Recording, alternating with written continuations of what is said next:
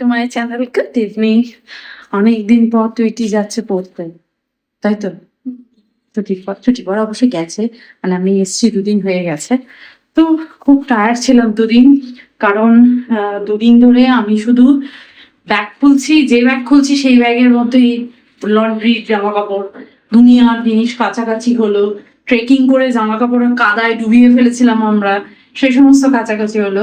একদিন 3টে 4টে করে লট চলছে ওয়াশিং মেশিনে। টুইটিকে পড়তে দিয়ে এলাম, এখন একটু চা খাবো, চা খাওয়ার সময়। আর এখন আমি বিকেলবেলা রোজ ভালো ভালো চা খাচ্ছি। আমরা যে রোজ চাটা ইউজ করি, এটা হচ্ছে টাটা টি গোল্ডের চাটা। এই টাটা টি গোল্ডের চাটার মধ্যে যে একটা দেখবে কিছুটা লিভস থাকে, কিছুটা সিটিসি চা পাতা থাকে। তো এটা দিয়ে দুধ চা খেতে খুবই ভালো লাগে। এবার এই চাটার একটা সুন্দর গন্ধ আছে। এই চাটার গন্ধটা আরো ইনক্রিজ করার জন্য আমি দার্জিলিং থেকে এই চা পাতাটা এনেছি। আমি না সব লেবেলিং গুলো রেখে দিয়েছি। তো এটা বলেছে চা সিটিসি চা পাতার মধ্যে দিয়ে খেতে, খুব এটা আমরা টেস্ট করেছি, খুব ভালো খেতে। আর আর এই চা পাতাটা বলেছে লিকার খেতে, আর লিকার খাওয়ার জন্য এটা বলেছে একটু লেমন দিয়ে খেতে। আচ্ছা, আর একটা চা, এটাও আমরা টেস্ট, সব কটা চা কিন্তু আমরা টেস্ট করেছি। আর এই একটা চা পাতা কিনেছি, দার্জিলিং পিওর দার্জিলিং টি। এটাও লিকার খেতে বলেছে, এটা বলেছে অবভিয়াসলি চিনি ছাড়া খেতে। আর বলেছে কোনো মানে তুমি যদি চাও লেমন দেবে না দেবে, আমরা লেমন ছাড়াই এটা টেস্ট করেছি, খুব ভালো খেতে ছিল। আর একটা কিনেছি, এটা তো খুলিনি এখনো। এটাও বলেছে দুধ চা বানানোর সময় আপনারা যদি দেন তাহলে এটার থেকেও একটা খুব ভালো স্মেল পাবেন। এখানে সব লেখা আছে, বলছে চায়ের পাতার বাগানটাই তো অন্যরকম হয়। তো এটা হচ্ছে চায়ের পাতার এই একটা কিনেছি। আর একটা কিনেছি এটা একদম লিকার খেতে বলেছে। এর গন্ধটা পাগল করে দেওয়ার মতন, যারা চা খেতে ভালোবাসে তাদের জন্য কিন্তু পারফেক্ট লিকার টি বলতে পারো। কিন্তু এখানে লেখা আছে অরেঞ্জ, কিন্তু অরেঞ্জ একেবারেই হয় না, কালারটা হালকা অরেঞ্জ কালার মতন হয়। তো যাই হোক, আমি সেই জন্য এখন এতগুলো চা আমি একসাথে ঢেলে ফেলিনি, কারণ ঢেলে ফেললেই জানো চায়ের পাতার গন্ধটাই উবে যাবে। এটা 2 রকম চা আমি 2 রকম কন্টেনারে ঢেলে রেখেছি, খাবো বলে, একটা দুধ চায়ের সাথে আর একটা লিকার চায়ের সাথে। লিকার চায়ের যখন শেষ হয়ে যাবে তখন আমি আর একটা লিকার চা যেটা আছে সেটা ঢালবো। আমি আমার বাড়ির লোকের জন্য গিফট হিসেবে চা পাতাই এনেছি, কারণ আমি জানি দার্জিলিং এর থেকে বেস্ট গিফট হচ্ছে টি লিভস, আর স্পেশালি বাড়ির লোক যখন চা খেতে ভালোবাসে।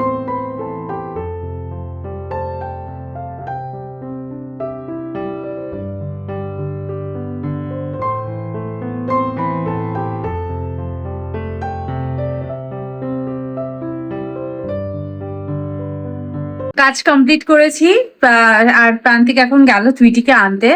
আমি এখন ডিনার বানাবো, ওই জন্য প্রান্তিক বললো তুমি ডিনার বানাও, আমি টুইটিকে নিয়ে আসি। আর আমার না 2-3 দিন ধরেই ভীষণ তিরামিসু খেতে ইচ্ছা করছে, কিন্তু তিরামিসুতে প্রচুর ক্যালোরি থাকে, অত খাওয়া যায় না। তো সেই জন্য ভাবলাম আজকে সুন্দরভাবে বাড়িতে হেলদি ওয়েতে তিরামিসু বানানো যায়, তাহলে টেস্টি টেস্টি তিরামিসু খাওয়া যাবে। আর আজকাল আমার বাড়িতে এই সোফার উপরটা এরকমই থাকছে, এটা রাত্রিবেলা আমি ফোল্ড করব। কালকে ছিল এর ডবল, তার আগের দিন তারও বেশি। তার আগের দিন এই সোফায় এতটা ছিল, প্লাস বাইরের সোফায় আমি এতটা নিয়ে আমি আর টুইটি মিলে ভাঁজ করেছি।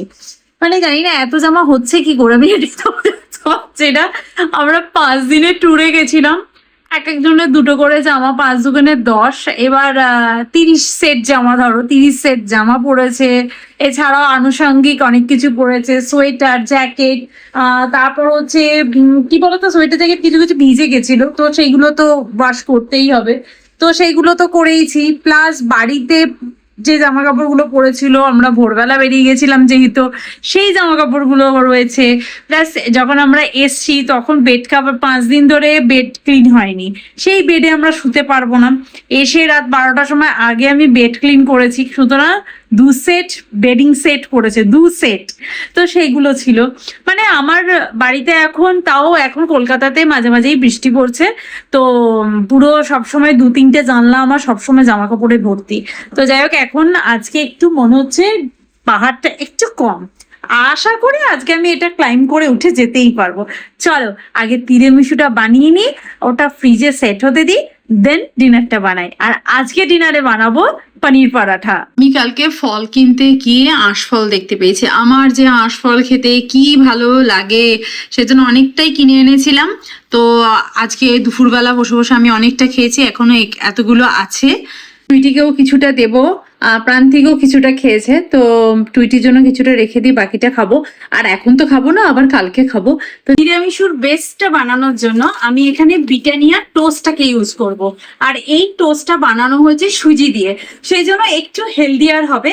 আর এই তিরামিসুটাকে আরো বেশি হেলদি করতে হলে তোমরা কিন্তু ওটসও ব্যবহার করতে পারো। তো আজকে আমি এখানে টোস্টটাকে ইউজ করছি, পরে একদিন আমি ওটস ইউজ করেও সেই রেসিপিটা আমি তোমাদের সাথে শেয়ার করব।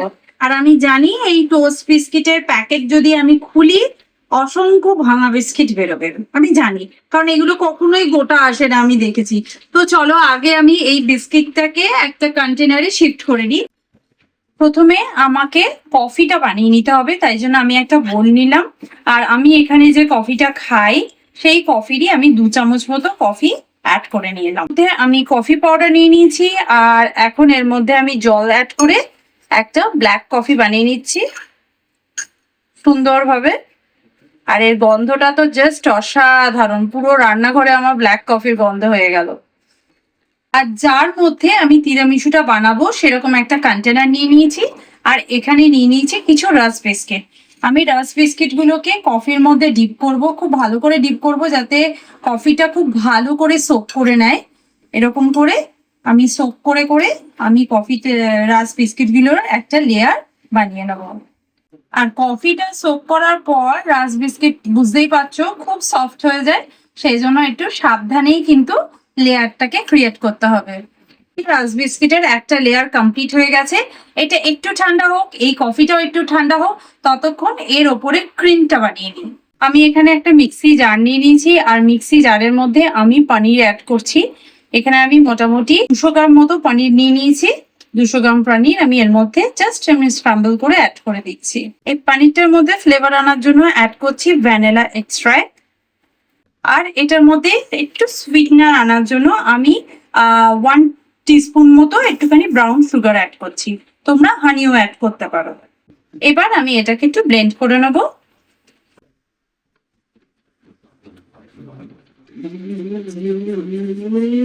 পানিরটাকে ব্লেন্ড করবার জন্য একটু দেখো এখানে একটু ড্রাই ড্রাই লাগছে, সেই জন্য একদম যদি স্মুথ পেস্টটা হয় সেই জন্য আমি একটুখানি দুধ অ্যাড করছি।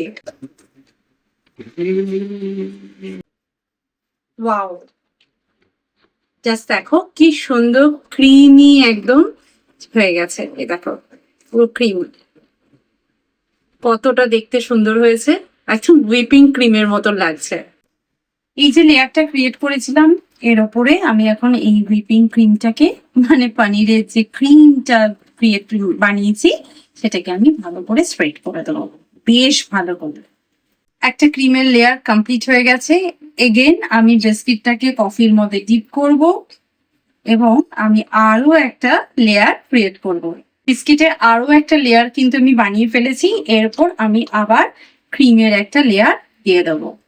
আমি যে 2 স্পুন কফি দিয়ে কফি এক্সট্রাক্টটা বানিয়েছিলাম আমার একটু কম পড়ে গেছে, সেজন্য আবার আমি 2 স্পুন দিয়ে আমি কফি এক্সট্রাক্টটা বানিয়ে নিলাম। মোটামুটি 4 স্পুন কিন্তু টোটাল আমার কফি পাউডার লেগেছে। তো ভালো করে একটা সুন্দর কফি আবার বানিয়ে নিয়েছি। তো চলো এটার লাস্ট লেয়ারটা ক্রিয়েট করি। এটা বানানোর জন্য তোমাকে যে 3টে লেয়ার 4টে লেয়ার করতেই হবে তার কোনো মানে নেই। তোমার যেরকম ইচ্ছা, তুমি যদি চাও 2টো লেয়ারও ক্রিয়েট করতে পারো, তুমি যদি চাও একটা লেয়ারও ক্রিয়েট করতে পারো।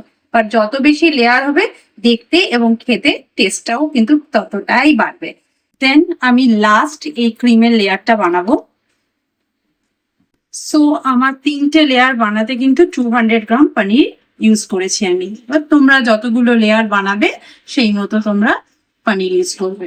লেয়ার ক্রিয়েট করা হয়ে গেছে। এরপর আমি জাস্ট এই যে হার্সির কোকো পাউডারটা আছে, তোমরা যে কোনো ব্র্যান্ডের কোকো পাউডার নিতে পারো, এটা কোনো ব্যাপার না।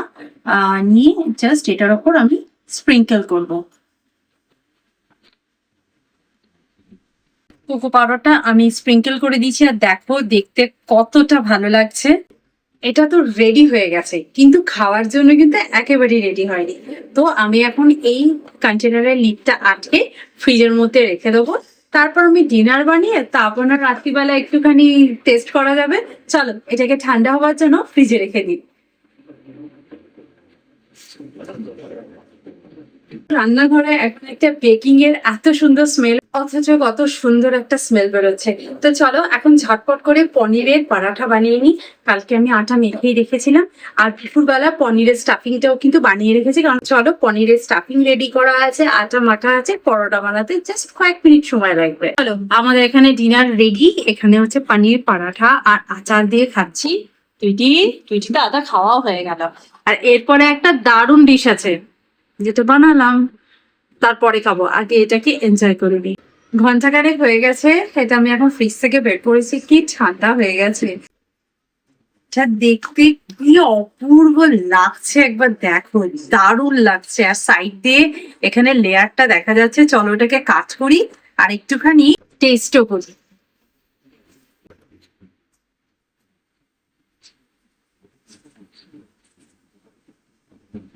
কত ইজিলি কাট করা যাচ্ছে, জাস্ট এর লেয়ারটা দেখো কি সুন্দর লাগছে।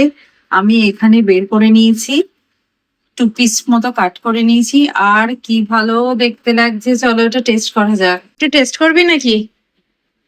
দেখ, টেস্ট করবি? আমি পুরোটাই খাবো। পুরোটাই খেয়ে নিবি? না না, পুরোটা খাস না। পুরোটা না, আমি খাবো।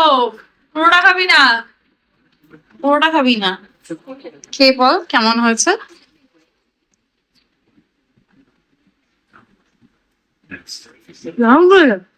ভালো লাগছে? সেম, মানে গন্ধটা কি ভালো বেরোচ্ছে রে। হ্যাঁ টেস্ট করো।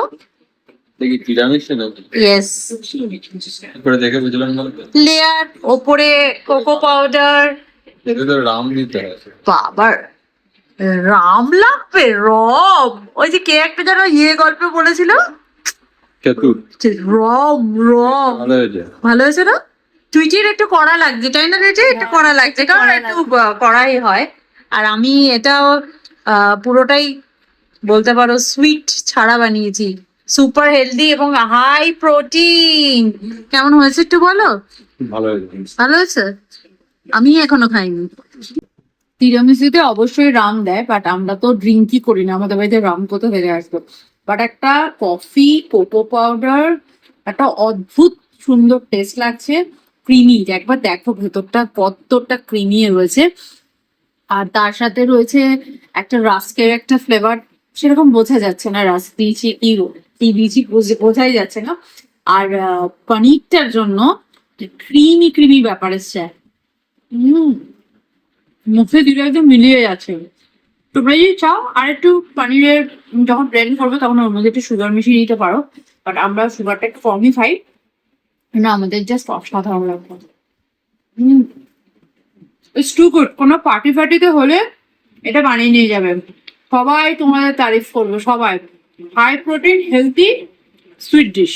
তোমরা রেসিপিটা ট্রাই করবে আর আমাকে কমেন্ট করে জানাবে যে কেমন হয়েছে। তো চলো আজকের ভিডিওটা তাহলে এখানে এন্ড করছি, দেখা করবো নেক্সট ভিডিওতে।